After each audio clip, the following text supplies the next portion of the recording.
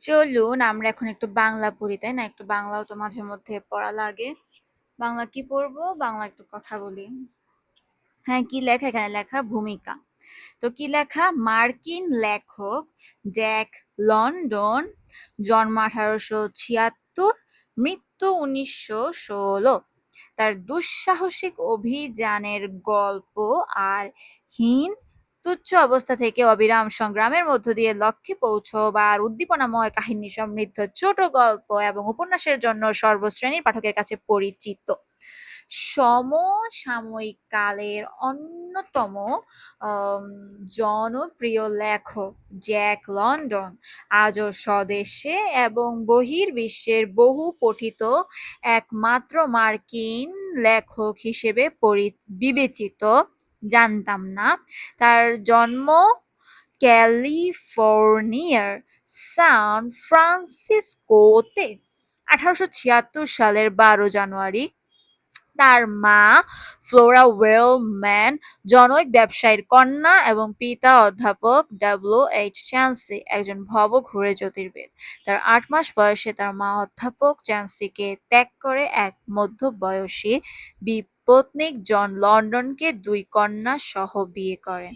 তখন তার নাম পরিবর্তিত হয়ে জ্যাক লন্ডন হয়। প্রকৃত পিতার সঙ্গে কোনো কালে জ্যাকের কোনো পরিচয় না ঘটলেও তিনি উত্তরাধিকার সূত্রে পিতার কাছ থেকে পেয়েছিলেন সাহিত্যিক অন্বেষা, সমুদ্র প্রেম এবং মৌলিক সামাজিক পরিবর্তন ছাড়া সমাজের ব্যাধি দূর করা সম্ভব নয় জাতীয় একটি অনড় বিশ্বাস, আর মনোবিকলনগ্রস্ত মায়ের কাছ থেকে পেয়েছিলেন কতকগুলি অস্বাভাবিক অন্ধ প্রবণতা। তার যৌবন বয়সে আমেরিকা জুড়ে নেমে এসেছিল অর্থনৈতিক মন্দার কাল। আমেরিকায় তখন লক্ষ লক্ষ শ্রমিক বেকার, লক্ষ লক্ষ শ্রমিক কাজের সন্ধানে ভবঘুরে জীবন গ্রহণ করছে, বাস করছে বাসের অযোগ্য বস্তিতে। ফ্লোরা লন্ডনের মনে দ্রুত অর্থ বানানোর একটি গোপন লিপ্সা ছিল।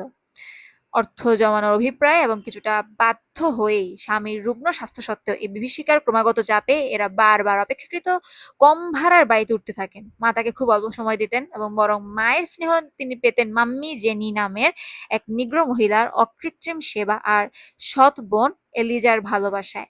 এরাই ছিল তার সারা জীবনের প্রিয় বন্ধু। স্বভাবে লাজুক ও আবেগপ্রবণ হওয়াতে নিজের দুর্ভাগ্য পীড়িত জীবন নিয়ে খুবই যন্ত্রণা পেতেন তিনি। একসময় তিনি বলেছিলেন, আমি এমন একজন বালক ছিলাম যার কোনো বাল্যকাল ছিল না। 14 বছর বয়স থেকে পরিবারকে তার আর্থিক সহযোগিতা করতে হয়। তার নিজের কথায়, আমার শৈশব কাটে ক্যালিফোর্নিয়ার কৃষিক্ষেত্রে, আমার বাল্যকাল কাটে একটি প্রাণ প্রাচুর্যময় পশ্চিমা শহরের রাস্তায় রাস্তায় সংবাদপত্র ফেরি করে, আমার কৈশোর কাটে স্যান ফ্রান্সিসকো বে ও প্রশান্ত মহাসাগরের জলে ভেসে। বস্তুত জীবনের শুরু থেকেই জীবিকার জন্য তাকে বহুবিধ কঠিন কাজ করতে হয়েছে। স্যান ফ্রান্সিসকো উপসাগরে বেআইনি শক্তি আহরণ ও চোরাচালানির কাজ করেছে, কারখানায় শ্রমিকের কাজ করেছেন, জুসের কারখানায় প্রতি ঘন্টা 10 সেন্ট হিসাবে প্রতিদিন 18 ঘন্টার শ্রম বিকিয়েছেন, শিল মাছ শিকারী জাহাজে সিল শিকার করেছেন, কাজ করেছেন লন্ড্রিতে, স্বর্ণান্বেষীর দলে যোগ দিয়ে দুঃসহ কষ্ট সহ্য করেছেন, স্রেফ উদ্দেশ্যহীন ঘুরে বেরিয়েছেন ভবঘুরের মতো, আর কারাবাসও করেছেন সমাজতান্ত্রিক একটি সভায় বক্তব্য রাখার দায়। প্রাতিষ্ঠানিক লেখাপড়া তার খুবই অল্প। এন্ট্রান্স পাশ করে ক্যালিফোর্নিয়া বিশ্ববিদ্যালয়ে ভর্তি হন কিছুদিনের জন্য, কিন্তু প্রথম পর্বে পাঠ শেষ হবার আগেই সামুদ্রিক জাহাজে চাকরি নিয়ে চলে যান। জ্যাক লন্ডন মূলত কার্ল মার্কস, হার্বার্ট স্পেন্সর এবং ফ্রিডারিক নিটশের দর্শনে প্রভাবিত হয়ে নিজের অভিজ্ঞতার জগৎটিকে অনুরূপ ব্যাখ্যা দেওয়ার ব্যাপারে আত্মনিবেশ করেন। তার সাহিত্যিক জীবন তুলনামূলকভাবে খুবই সংক্ষিপ্ত বলা যায়। বিপদসংকুল, রোমাঞ্চকর, দুঃসাহসী বিষয় নিয়ে লেখা সেই সময়ের একটি সাধারণ লক্ষণ ছিল এবং জ্যাক লন্ডন সে ধরনের রোমাঞ্চকর গল্প লিখে লেখক হিসেবে আত্মপ্রকাশ করেন। তার প্রথম প্রকাশিত গ্রন্থ the sun of the Wolf 1900 সালে লেখা একটি ছোট গল্পের সংকলন। জীবনের পরবর্তী 17টা বছরের প্রতি বছরই তার 2 অথবা 3টি করে বই প্রকাশিত হয়। অর্থাৎ 17 বছরের সাহিত্য জীবনে 19টি উপন্যাস, 18টি ছোট গল্প, প্রবন্ধ সংকলন, তিনি নাটক ও আত্মজীবনী এবং সমাজ বিষয়ক গ্রন্থ তিনি রচনা করেন। এর মধ্যে শিল্প হিসেবে সফল, জনপ্রিয় এবং তার সেরা গ্রন্থটির নাম the call of the wild 1903। বন্ধনহীন, উদ্দাম, অকপট প্রবাহের মধ্যেই যে জীবনের শ্রেষ্ঠ উল্লাস নিহিত, জ্যাক লন্ডন তার এই বিশ্বাসটি the call of the wild এর প্রধান চরিত্র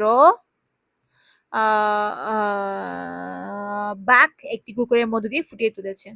বাঘ নামক একটি কুকুরের নায়ক, সে বন্য কুকুর। মানুষের সংস্পর্শে সে দেখে সভ্য মানুষের জীবন সংগ্রামের মৌলিক ভিত্তি হচ্ছে হিংস্রতা আর হানাহানি। অতএব সে বন্য নেকড়ে দলের সঙ্গে অরণ্যে ফিরে যাওয়াই শ্রেয় মনে করে। অস্বীকার করার উপায় নেই যে বন্যপ্রাণীর প্রকৃতি সম্পর্কে জ্যাক লন্ডনের অভিজ্ঞতা অত্যন্ত সমৃদ্ধ। দেখছো কি বলছে? বলছে যে অস্বীকার করার উপায় নাই যে বন্য প্রাণী আর প্রকৃতি সম্পর্কে অত্যন্ত সমৃদ্ধ।